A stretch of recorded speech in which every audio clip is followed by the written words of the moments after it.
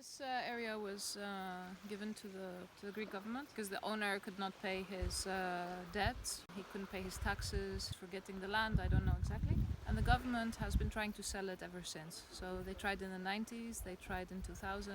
This public asset was sold off to NCH Capital for 20 million euro to manage for 100 years. Because it was for an investment to save the economy of the state, they allowed everything. For NCH Capital, who's not a tour operator, they have nothing to do with tourism, they're just real estate agents, they don't care. They buy this plot of land forever for 20 million, 22, and every plot they sell, they might be able to sell it for 20 million, because it's a valuable land here.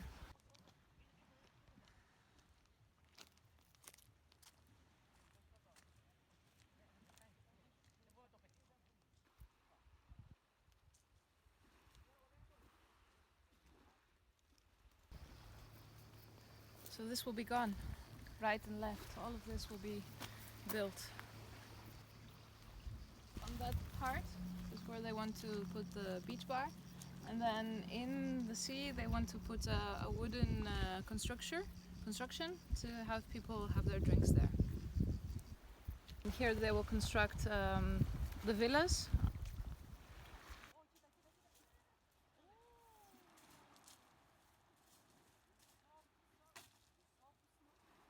We have already very 5-star, 6-star hotels and villas on Corfu. They're not going to add any value to the destination at all. They say, well, they will create jobs, but if you can't find a job in the 300 hotels of Corfu, what makes you think that you'll find a job here?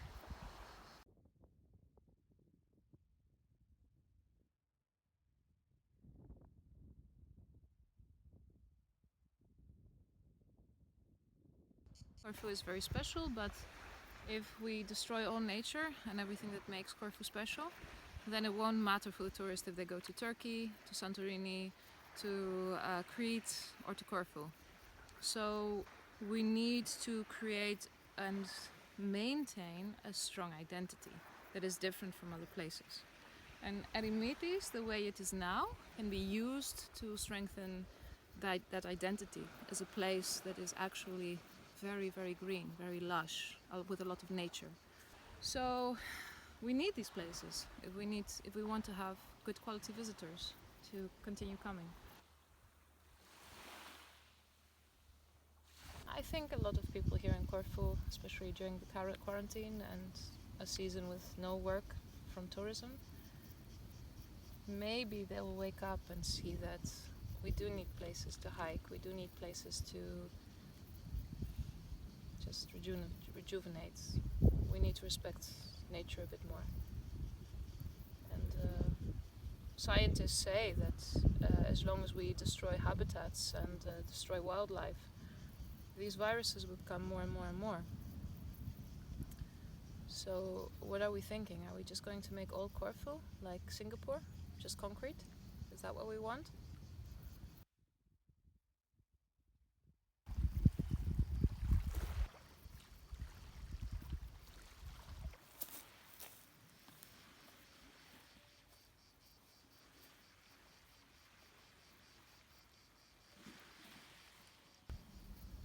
We are building a community. For the time being, we're a bit getting to know each other, getting to trust each other, and hopefully we'll open up and teach more people and make new groups and grow as a community. I think there are a lot of people out there who are don't even know they're looking for this. I had a friend, she studied biology, and she was here for 2 years, and all her friends and all her people she knew, they only cared to go to the bar or to the cafe or to the next fashion and go shopping. And she was miserable, and she came to one of our events, and since then she networked with other people who were thinking like her. And now she's even thinking of working as a biologist. She was working in a cafe as a service. And she found people who cared about what she had learned and cared about what she liked. She's a specialist for water, so she can get a sample from here and tell you how healthy the water is, or what kind of contaminants are here, and what the impact of humans will be. We need these people. We need them to do research here. And there are a lot of people here on the island who have studied, have master degrees, some even have PhDs, and they are working in tourism because there's no other option for them. So the government should give positions for people to test the water, to test the air, to make alternatives, to design alternatives.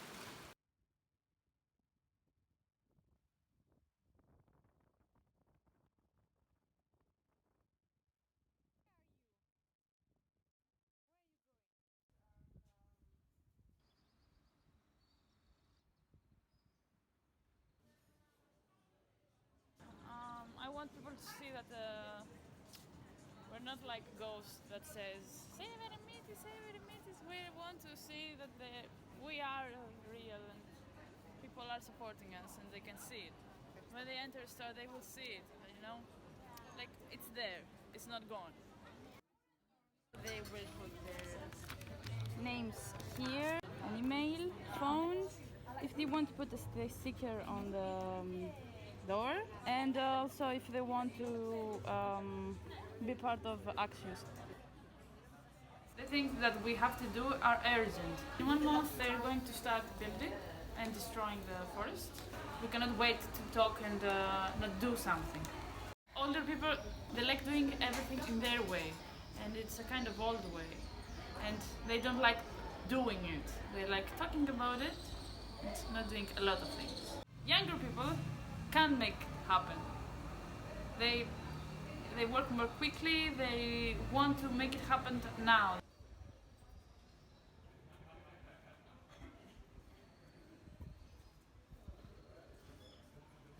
The law that they have passed about the environment, that they can build like everything, not everything is protected anymore.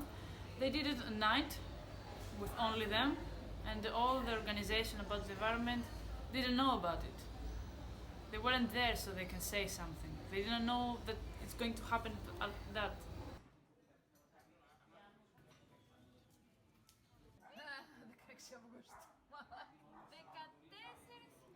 Yes, we have the determination. We are hoping we can make it happen. It's 10:30 at night. You've been working all day and you're still here. I am still here. I'm still fighting because I'm going to lose my mind if I don't do anything. It's our environment. It's the most important thing. We can have everything if that remains. It's for our health. It helps you in a lot of ways. Yeah. Like even the plants, even the colors are calming you. Even the smells of the nature are calming you. It's very important. Very important. And especially that place that connects, it's that close to Albany, and the role that's playing in the ecosystem.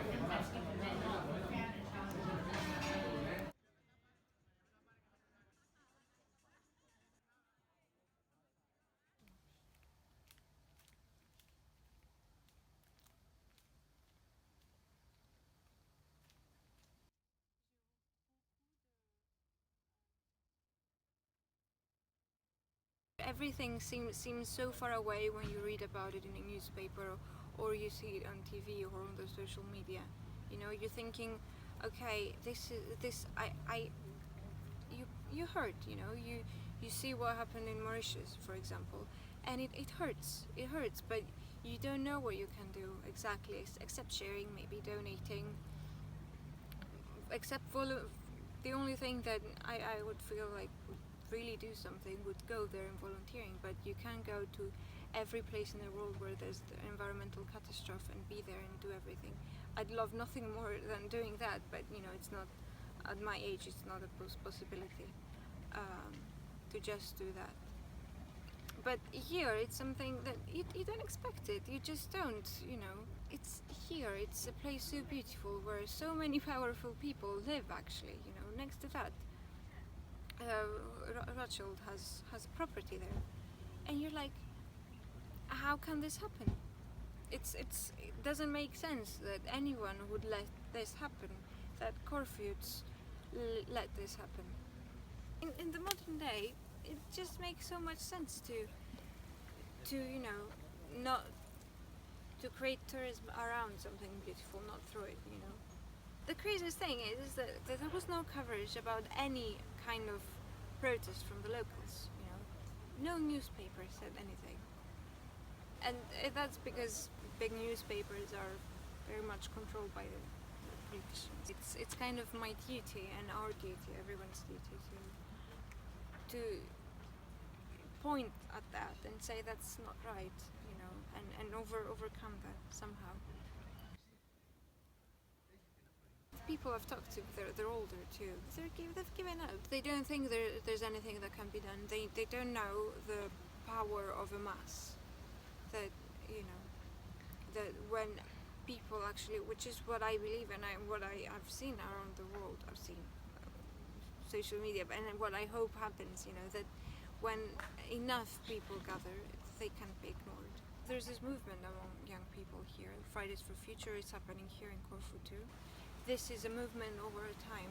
This is something that now is not, you're not an outcast for believing in. You're not, seen as a bit of a weirdo. You're admired for. This is the new cool of our age, to being environmentally aware and careful. And this feeling that I was absolutely powerless went away a little bit. Like that now I could actually participate in something meaningful, something that would actually have a minimal, at the very least, impact. That I could do something. There's nothing worse than the feeling of being powerless. I can't not have hope. If I didn't, it would be just this constant thought, depressive thought. That everything is gonna get built, nothing is gonna be left. I need to have hope, and I do have hope. It's easier now to have hope because it's easier to meet people who are doing something about these things. I need to have hope that this can be overrun, and I know it can because history has proved that, if not often, movements and action has actually overtaken wars. The war in Vietnam, for example, that the people uprising, the people protesting, actually had an impact.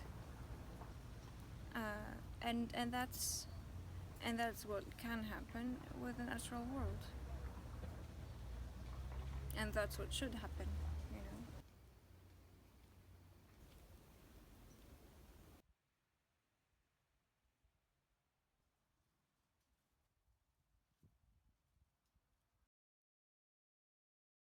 I think we're waking up because the crisis made salaries very low.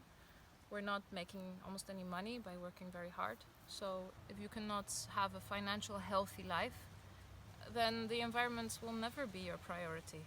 You need to live, first of all. You need to have food, you need to have health, and you need to be able to raise your children. And if you can do this together with protecting the environment and making it a better place for the next generation, it's a win-win situation. But to do that, we need to go back 2 generations in the 1900s until 1960, before the mass tourism, where people were surviving from the land. They knew the herbs, they knew the wild grass, they knew how to cultivate a tomato. I'm glad to see that, for instance, the quarantine just put a stop to everything, and people had 2 months to just sit down and look around them and see potential in the things they know. A lot of people of different ages started cultivating their land with the thought that at least they will have a salad to eat during the summertime if they don't find a job. And suddenly people who are thinking about selling their land so that somebody can build a house on it, they now are thinking about how to grow crops. So we can have high technology that farmers in the past did not have.